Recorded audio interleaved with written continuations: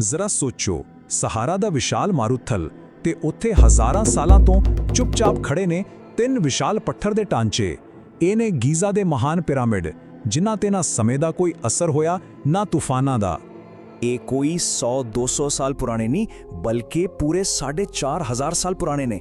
ਇਹ ਇੱਕ ਅਜਿਹਾ ਰਹੱਸ ਹੈ ਜਿਸ ਨੇ ਪੀੜ੍ਹੀਆਂ ਨੂੰ ਹੈਰਾਨ ਕੀਤਾ ਹੈ ਤੇ ਇਹਨਾਂ ਨੇ ਆਪਣੇ ਰਾਜ਼ਾਂ ਨੂੰ ਬਹੁਤ ਲੰਬੇ ਸਮੇਂ ਤੋਂ ਆਪਣੇ ਅੰਦਰ ਛੁਪਾ ਕੇ ਰੱਖਿਆ ਹੋਇਆ ਹੈ।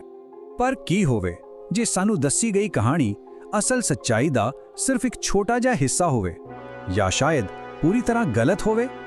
ਆਓ ਇਸ ਸਫ਼ਰ ਤੇ ਚੱਲੀਏ ਤੇ ਦੇਖੀਏ ਕਿ ਸੱਚਾਈ ਸਾਨੂੰ ਕਿੱਥੇ ਲੈ ਕੇ ਜਾਂਦੀ ਹੈ। ਦੇਖੋ, ਸਾਨੂੰ ਸਕੂਲਾਂ ਵਿੱਚ, ਕਿਤਾਬਾਂ ਵਿੱਚ ਹਮੇਸ਼ਾ ਇਹੀ ਪੜ੍ਹਾਇਆ ਗਿਆ ਹੈ ਕਿ ਗੀਜ਼ਾ ਦੇ ਤਿੰਨ ਮਹਾਨ ਪਿਰਾਮਿਡ ਖੁਫੂ, ਖਾਫਰੇ ਅਤੇ ਮੈਨਕੋਰੇ ਅਸਲ ਵਿੱਚ ਤਿੰਨ ਸ਼ਕਤੀਸ਼ਾਲੀ ਰਾਜਿਆਂ ਲਈ ਬਣਾਏ ਗਏ ਆਲੀਸ਼ਾਨ ਮਕਬਰੇ ਸਨ। ਤਾਂ ਇਹ ਪੂਰਾ ਸਿਧਾਂਤ ਟਿਕਿਆ ਕਿਸ ਗੱਲ ਤੇ ਹੈ? ਖੈਰ, ਕੁਝ ਕਾਰਨ ਹਨ। ਸਭ ਤੋਂ ਪਹਿਲਾਂ ਜਦੋਂ ਖੋਜ ਹੋਈ ਤਾਂ ਤਿੰਨਾਂ ਪਿਰਾਮਿਡਾਂ ਦੇ ਅੰਦਰੋਂ ਦਫਨਾਉਣ ਲਈ ਬਣੇ ਖਾਸ ਕਮਰੇ ਮਿਲੇ ਤੇ ਉਹਨਾਂ ਕਮਰਿਆਂ ਵਿੱਚੋਂ ਮਿਲੇ ਪੱਥਰ ਦੇ ਵੱਡੇ-ਵੱਡੇ ਤਾਬੂਤ, ਜਿਨ੍ਹਾਂ ਨੂੰ ਸਰਕੋਫੇਗਸ ਕਹਿੰਦੇ ਨੇ। ਪਰ ਇੱਥੇ ਆ ਕੇ ਕਹਾਣੀ ਵਿੱਚ ਇੱਕ ਬਹੁਤ ਵੱਡਾ ਮੋੜ ਆਉਂਦਾ ਹੈ। ਖੁਫੂ ਅਤੇ ਖਾਫਰੇ ਦੇ ਪਿਰਾਮਿਡਾਂ ਵਿੱਚ ਮਿਲੇ ਪੱਥਰ ਦੇ ਤਾਬੂਤ ਬਿਲਕੁਲ ਖਾਲੀ ਸਨ, ਕੋਈ ਮਮੀ ਨਹੀਂ, ਕੁਝ ਵੀ ਨਹੀਂ। ਹਾਂ, ਸਭ ਤੋਂ ਛੋਟੇ ਯਾਨੀ ਮੈਨਕੋਰੇ ਦੇ ਪਿਰਾਮਿਡ ਵਿੱਚ ਇੱਕ ਮੰਮੀ ਜ਼ਰੂਰ ਮਿਲੀ ਸੀ, ਪਰ ਜਦੋਂ ਉਸ ਨੂੰ 1837 ਵਿੱਚ ਬ੍ਰਿਟੇਨ ਲੈ ਜਾਇਆ ਜਾ ਰਿਹਾ ਸੀ ਤਾਂ ਜਹਾਜ਼ ਸਮੁੰਦਰ ਵਿੱਚ ਡੁੱਬ ਗਿਆ। ਸਿਰਫ ਉਸ ਇੱਕ ਘਟਨਾ ਕਰਕੇ ਇਹ ਮੰਨ ਲਿਆ ਗਿਆ ਕਿ ਸ਼ਾਇਦ ਬਾਕੀ ਦੋ ਵੀ ਕਦੇ ਪਰੇ ਹੋਏ ਹੋਣਗੇ। ਪਰ ਕੀ ਹੋਵੇ ਜੇਕਰ ਇਹ ਸਾਰੀ ਕਹਾਣੀ ਹੀ ਅਧੂਰੀ ਹੋਵੇ? ਕੀ ਹੋਵੇ ਜੇਕਰ ਅਸਲ ਰਾਜ਼ ਰੇਤ ਦੇ ਹੇਠਾਂ ਕਿਤੇ ਹੋਰ ਛੁਪਿਆ ਹੋਵੇ? ਹਾਲ ਹੀ ਵਿੱਚ ਇੱਕ ਨਵੇਂ ਦਾਅਵੇ ਨੇ ਇਸ ਪੂਰੇ ਸਿਧਾਂਤ ਨੂੰ ਜੜੋਂ ਹਿਲਾ ਕੇ ਰੱਖ ਦਿੱਤਾ ਹੈ। ਗੱਲ ਹਾਲ ਹੀ ਦੀ ਹੈ। ਦੋ ਇਟਾਲਵੀ ਵਿਗਿਆਨੀ ਕੋਰੈਡੋ ਮਲਿੰਗਾ ਅਤੇ ਫਿਲਿਪੋ ਬਾਇੰਟੀ ਇੱਕ ਕਾਨਫਰੰਸ ਵਿੱਚ ਇੱਕ ਅਜਿਹਾ ਐਲਾਨ ਕਰਦੇ ਨੇ ਜਿਸ ਨੇ ਪੂਰੀ ਪੁਰਾਤੱਤਵ ਦੁਨੀਆ ਵਿੱਚ ਤੂਫਾਨ ਲਿਆ ਦਿੱਤਾ। ਉਹਨਾਂ ਦਾ ਦਾਅਵਾ ਕਿ ਪਿਰਾਮਿਡ ਤਾਂ ਸਿਰਫ ਉੱਪਰਲਾ ਹਿੱਸਾ ਨੇ, ਅਸਲ ਚੀਜ਼ ਤਾਂ ਜ਼ਮੀਨ ਤੋਂ 2 ਕਿਲੋਮੀਟਰ ਹੇਠਾਂ ਹੈ। ਉਹਨਾਂ ਮੁਤਾਬਿਕ ਉੱਥੇ 8 ਡੂੰਘੀਆਂ ਸੁਰੰਗਾਂ ਨੇ, ਹਰ ਇੱਕ 650 ਮੀਟਰ ਡੂੰਘੀ, ਤੇ ਇਹ ਸੁਰੰਗਾਂ ਜਾ ਕੇ ਖੁੱਲਦੀਆਂ ਨੇ ਦੋ ਐਨੇ ਵੱਡੇ ਕਮਰਿਆਂ ਵਿੱਚ ਜਿੰਨੇ 2 ਫੁੱਟਬਾਲ ਦੇ ਮੈਦਾਨ ਹੁੰਦੇ ਨੇ।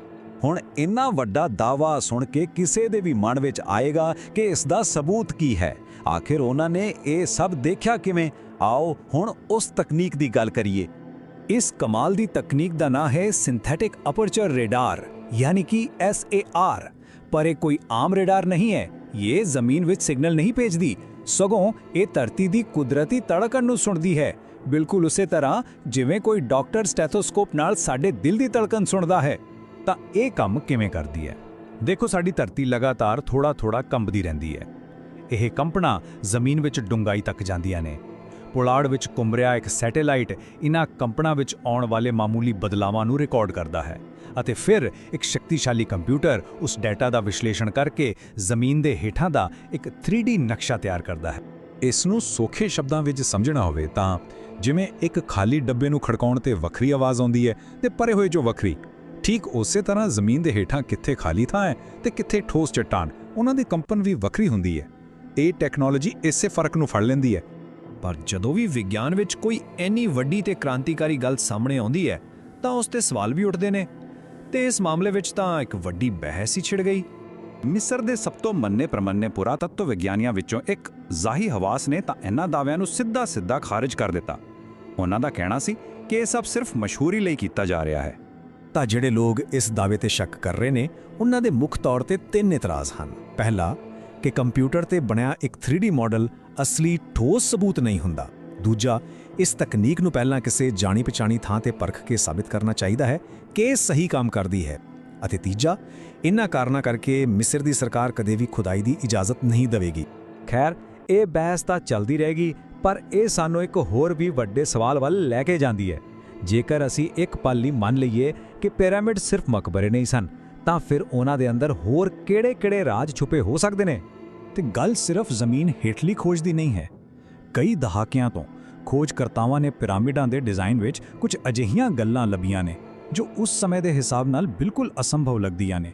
ਉਦਾਹਰਨ ਵਜੋਂ ਇਹ ਦੇਖੋ, ਇਹ ਹੈ ਗੀਜ਼ਾ ਦੇ ਮਹਾਨ ਪਿਰਾਮਿਡ ਦਾ ਬਿਲਕੁਲ ਸਹੀ ਭੂਗੋਲਿਕ ਸਥਾਨ 29.979245 ਡਿਗਰੀ ਉੱਤਰ। ਹੁਣ ਇਸ ਨੰਬਰ ਨੂੰ ਧਿਆਨ ਨਾਲ ਦੇਖੋ। ਅਤੇ ਇਹ ਹੈ ਮੀਟਰ ਪ੍ਰਤੀ ਸੈਕਿੰਡ ਵਿੱਚ ਰੌਸ਼ਨੀ ਦੀ ਗਤੀ। ਦੋਵੇਂ ਨੰਬਰ ਬਿਲਕੁਲ ਇੱਕੋ ਜਿਹੇ ਨੇ। ਕੀ ਇਹ ਸੱਚਮੁੱਚ ਸਿਰਫ ਇੱਕ ਇਤਫਾਕ ਹੋ ਸਕਦਾ ਹੈ ਜਾਂ ਹਜ਼ਾਰਾਂ ਸਾਲ ਪਹਿਲੇ ਜਾਣ-ਬੁੱਝ ਕੇ ਛੱਡਿਆ ਗਿਆ ਕੋਈ ਸੰਕੇਤ? ਤੇ ਗੱਲ ਇੱਥੇ ਹੀ ਖਤਮ ਨਹੀਂ ਹੁੰਦੀ। ਮਹਾਨ ਪਿਰਾਮਿਡ ਦੇ ਮਾਪਾਂ ਵਿੱਚ 골ਡਨ ਰੇਸ਼ੋ ਯਾਨੀ ਫਾਈ ਦਾ ਰਾਜ਼ ਛੁਪਿਆ ਹੋਇਆ ਹੈ।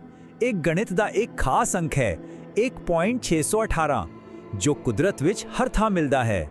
ਜਦੋਂ ਪਿਰਾਮਿਡ ਦੀ ਢਲਾਨ ਵਾਲੀ ਉਚਾਈ ਨੂੰ ਉਸ ਦੇ ਅੱਧੇ ਆਧਾਰ ਨਾਲ ਵੰਡਿਆ ਜਾਂਦਾ ਹੈ ਤਾਂ ਇਹੀ ਨੰਬਰ ਨਿਕਲ ਕੇ ਆਉਂਦਾ ਹੈ।